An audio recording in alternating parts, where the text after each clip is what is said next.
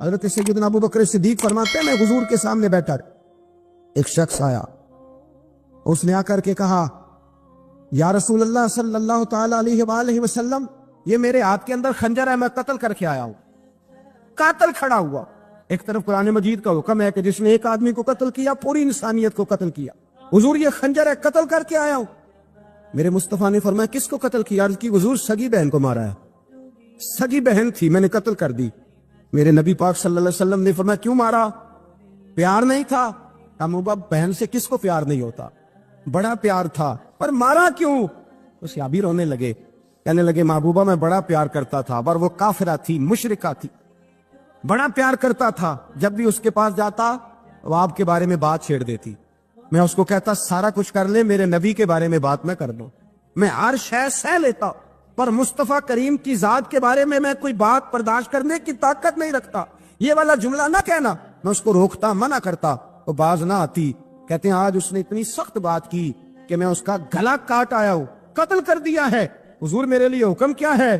تو نبی پاک نے فرمایا جا تیرے اوپر کوئی سزا نہیں، تو نے جو کیا ہے اچھا ہی کیا ہے، یہ اچھا کر ڈالا ہے جو تو نے کیا ہے۔ ایک صحابی نابینا تھے، آنکھوں سے نظر نہیں آتا تھا، رشتہ کوئی نہیں دیتا تھا، معذور آدمی تھے، نکاح ہوا، شادی ہوئی، 2 بیٹے دیے اللہ، گھر بس گیا، بیوی کپڑے دھو کے دیتی، خدمت کرتی، روٹی پکا کے دیتی، بچے بڑے حسین تھے، اور وہ صحابی خود فرماتے ہیں، نابینا صحابی کہتے ہیں موتیوں کی طرح کے میرے بچے، جو بھی آتا آ کے کہتا تیرے موتیوں کی طرح کے لال ہیں۔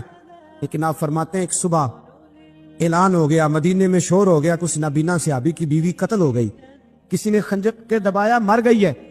کہتے ہیں اس کے لواحقین اکٹھے ہوئے، در رسالت امام پہ آئے، آگے کہنے لگے حضور ہمارا قاتل ڈھونڈ کے دیں، ہماری بیٹی کو کس نے مارا؟ میرے رسول پاک نے مجمع پہ نظر ڈالی، فرمایا بھائی مجھے کہنے کی ضرورت نہ پڑے، اگر قاتل موجود ہے تو خود اٹھ جائے۔ خود اٹھے، وہ نبینا صحابی بیچ میں سے اٹھ کے کھڑے ہو گئے، کہنے لگے سوڑیاں قاتل کوئی باہر نہیں، میں خود قاتل ہوں، میں نے مارا ہے، میں قاتل ہوں، میں نے مارا ہے۔ مصطفیٰ کریم سید عالم صلی اللہ علیہ وسلم نے فرمایا تجھے تو اس کی بڑی ضرورت تھی، بڑی حاجت تھی، تیری بیوی تھی، تیرا گھر سنبھالتی تھی، تیرے بچے تھے۔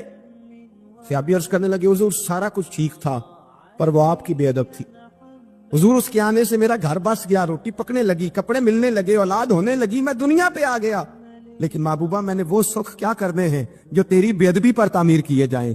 یا رسول اللہ مجھے کیا حاجت اس چیز کی جس میں آپ کا پیار ہی نہ ہو، یا رسول اللہ آپ کی محبت ہی نہ، حضور میں نے قتل کر ڈالا ہے، مجھے بیوی نہیں چاہیے، مجھے وہ والی چاہیے جس کی زبان پر رسول اللہ کے نام کے ترانے ہو، جو حضور کی محفل کرنے والی ہو، نعت پڑھنے والی ہو، جو نبی پاک علیہ السلام کی ازواج کا، اولاد کا، بیٹیوں کا ذکر کرنے والی، مجھے وہ بیوی نہیں چاہیے جو بیوی بے ادبی کرے۔ میرے نبی پاک صلی اللہ علیہ وسلم نے محلے داروں سے پوچھا، فرمایا بات اس کی ٹھیک ہے؟ کہا حضور واقعی بے ادب تھی۔ نبی پاک نے فرمایا اٹھو پھر چلے جاؤ، اس نے انسان نہیں مارا، اس نے گستاخ رسول کو مارا ہے، اس نے ایک گستاخ رسول کو مارا ہے۔ بھائی یاد رکھے نبی پاک کا پیار ایمان کا حصہ ہے، اس میں کوئی کمپرومائز نہیں۔ حضرت ابو عبادہ بن جراح نے میدان کے اندر اپنے باپ کو قتل کیا، باپ کو مارا، حضور سید عالم صلی اللہ علیہ وسلم نے کہا ابو عبادہ تو نے باپ ہی مار دیا ہے؟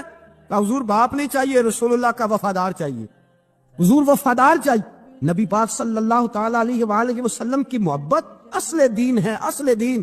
صحابہ کرام نے ہر چیز سے بڑھ کر رسول پاک سے پیار کیا، ہر چیز سے بڑھ کر، بھلا دی دنیا ساری انہوں نے، لیکن رسول پاک سید عالم صلی اللہ علیہ وسلم کا پیار انہوں نے اپنے دل سے نہیں بلایا، اپنی اولادیں لا کے حضور کی خدمت میں پیش کر دی، اپنے بچے لا کر پیش کر۔ حضرت عائشہ صدیقہ رضی اللہ تعالیٰ عنہ فرماتی ہیں ساری زندگی ابو بکر صدیق نے ڈانٹا نہیں، میرا باپ رفیق تھا، شفیق تھا، مہربان تھے، کوئی کبھی انہوں نے سخت گھورا بھی نہیں ہماری طرف۔ لیکن کہتے ہیں ایک دن میں حضور کے ساتھ گفتگو کر رہی تھی، بچی تھی، میری آواز ذرا بلند ہوئی، تو کہتے ہیں جناب ابو بکر صدیق رضی اللہ تعالیٰ عنہ باہر سے دوڑے آئے، اندر آئے، حضرت ابو بکر نے تھپڑ اٹھایا، میرے منہ پہ مارنے لگے، حضور آگے بڑھے، بچایا۔ میں نے کہا ابا جی آپ نے تو گھورا بھی کبھی نہیں، یہ کیا ہوا؟ حضرت جناب عائشہ صدیقہ کہتے ہیں ابو بکر صدیق رو پڑے، کہنے لگے عائشہ میرے اوپر سے پہاڑ بھی گزر جائیں تو مجھے تکلیف نہیں ہوتی، اور میرے مصطفیٰ کے سامنے کوئی اونچا بولے بھی تو میرا دل ٹوٹ جاتا ہے۔ خبردار، حضور سید عالم، حضرت عمر کا زمانہ تھا، کچھ لوگ آئے کہیں اور کے رہنے والے، مسجد نبی میں اونچی آواز میں بولنے لگے، اونچی آواز میں باتیں کرنے لگے۔ حضرت عمر نے بلایا، فرمایا ادھر آؤ، کون ہو، کہاں سے آئے ہو؟ کہنے لگے کوئی شام کا ہے، کوئی کسی ملک کا ہے۔ آپ فرمانے لگے تمہیں پتہ نہیں یہ روضہ رسول ہے؟ تمہیں پتہ نہیں یہ حضور کی مسجد ہے، لا ترفعوا اصواتکم فوق صوت النبی، تمہیں خبر نہیں تم کہاں آئے ہو؟ فرمایا اگر تم مدینے کے رہنے والے ہوتے میں تمہیں دروں سے مارتا، تمہیں سزا دیتا۔ تمہیں ادب رسول کا نہیں پتا، تمہیں رسول اللہ صلی اللہ علیہ وسلم کے طریقے کا نہیں پتا۔ نبی پاک صلی اللہ علیہ وسلم کے وجود سے خون نکلا، حضور نے حضرت عبداللہ بن زبیر سے کہا ٹھکانے لگا دو، جاؤ ٹھکانے لگا دو، ایسی جگہ لگاؤ جہاں کسی کی نظر نہ پڑے، خون بہتا ہوا خون حرام ہے، قرآن پاک نے بیان کیا ہے، کہا ٹھکانے لگا دو۔ حضرت عبداللہ بن زبیر باہر نکلے اور حضور کا جو خون تھا وہ پی گئے۔ حضور نے کہا تھا پی لینا، کیا کہا تھا؟ ٹھکانے لگا دو، پی گئے۔ واپس آئے تو مصطفیٰ نے فرمایا کہاں ٹھکانے لگایا؟ کہا یا رسول اللہ ایسی جگہ جہاں کسی کی نظر نہیں پڑے گی، ایسی جگہ جہاں کسی کی نظر نہیں پڑے گی۔ حضور نے فرمایا پی گئے ہو؟ کہا حضور پی گیا ہوں۔ فرمایا جاؤ، نبی کا وعدہ ہے تمہارے وجود کو جہنم کی آگ چھوئے گی بھی نہیں۔ ہم وہ والا پیار کرتے ہیں جو حضور نے کہا ہے۔ حضرت ام ایمن نبی پاک کی دائی تھی، حضور کی رضائی والدہ تھی، سرکار کی طبیعت مبارک علیل ہوئی تو حضور نے نا، ویسے نبی پاک جب پخانہ کرتے تھے نا تو حضرت عائشہ صدیقہ فرماتی ہیں حضور کے پخانے سے کستوری سے بھی زیادہ خوشبو آیا کرتی۔ اور آپ حضرت انس بن مالک فرماتے ہیں حضور کھیتوں میں پخانے کے لیے جاتے، میں ساتھ جاتا، جہاں نبی پاک صلی اللہ علیہ وسلم پخانہ کرتے میں وہاں جا کے دیکھتا تو کوئی شے نہ ہوتی۔ میں کہتا حضور کہاں گیا؟ اللہ کے رسول فرماتے جب میں پخانہ کرتا ہوں تو زمین کھل جاتی ہے، میرا پخانہ اندر سمو لیتی ہے۔ حضور کے پخانے اور پیشاب سے کستوری کی خوشبو آتی تھی، کستوری کی خوشبو آتی تھی۔ حضرت ام ایمن رضی اللہ تعالی عنہ کہتی ہیں حضور نے پیشاب کیا، طبیعت مبارک علیل تھی تو لکڑی کے ایک برتن میں حضور نے پیشاب کیا اور کہا اماں جی اس کو باہر رکھا ہے، کہیں باہر ٹھکانے لگائیں۔ حضرت ام ایمن کہتی ہے میں نے اسے ہاتھ لگایا تو میرے وجود سے بھی خوشبو آنے لگی، میرا جسم مہکنے لگا۔ حضرت ام ایمن کہتی ہیں میں باہر جا کے نکال کے دکھاؤ کسی حدیث سے کہ رسول پاک نے فرمایا ہو میرا پخانہ پی جانا۔ حضرت ام ایمن باہر گئیں، نبی پاک کا پیشاب مبارک پی گئیں، واپس آئیں تو حضور نے فرمایا اماں کہاں رکھا ہے؟ کہنے لگی محبوبہ وہاں رکھا ہے، کسی کی نظر نہیں پڑے گی۔ حضور نے فرمایا پی گئی ہو؟ کہا حضور پی گئی ہوں۔ فرمایا جاؤ میرا وعدہ ہے قیامت تک تمہیں پیٹ کی بیماری کوئی نہیں لگے گی، جب تک زندہ رہو گی پیٹ کی بیماری۔ حضور نے کہا تھا کہ پی جاؤ نا۔ بھائی یاد رکھے رسول اللہ صلی اللہ علیہ وسلم کے صحابہ جو حضور کی تعظیم کرتے ہیں تو اس کا حکم نہیں دیا نبی پاک، لیکن وہ جانتے جب تعظیم کی باری آئے تو جو بھی کام تعظیم کا ہوگا، جو کام بھی عزت کا ہوگا وہ عزت دی جائے گی۔ ایک صحابی حضور علیہ السلام کی گھوڑے کو کجاوا باندھا کرتے تھے، کاٹھی ڈالتے تھے۔ حضور نے کہیں نہیں کہا کہ وضو کر کے ڈالنا، غسل کر کے ڈالنا، کہیں نہیں کہا۔ رسول پاک صلی اللہ علیہ وسلم رات کو کہہ دیتے کہ صبح جانا ہے تو گھوڑا تیار کر دینا، اونٹ تیار کر دینا۔ ایک دن اللہ کے محبوب سویرے اٹھے، گھوڑا تیار تھا، حضور بیٹھے تشریف لے گئے۔ جب تشریف لے گئے نبی پاک صلی اللہ علیہ وسلم تو حضور واپس آئے تو بلایا، ان صحابی کا نام تھا حضرت اسلم بن شریک، ان کو بلا کے حضور نے فرمایا یار آج کجاوا تو نے نہیں باندھا۔ وہ رونے لگے، کہنے لگے محبوبہ اس کا مطلب ہے میرا باندھنا آپ کو پسند آتا ہے، اس کا مطلب ہے میری خدمت قبول ہے۔ فرمایا تو نے نہیں باندھا؟ یا رسول اللہ نہیں۔ فرمایا کیوں نہیں باندھا؟ کیا جواب ہے، کیا حسن ہے۔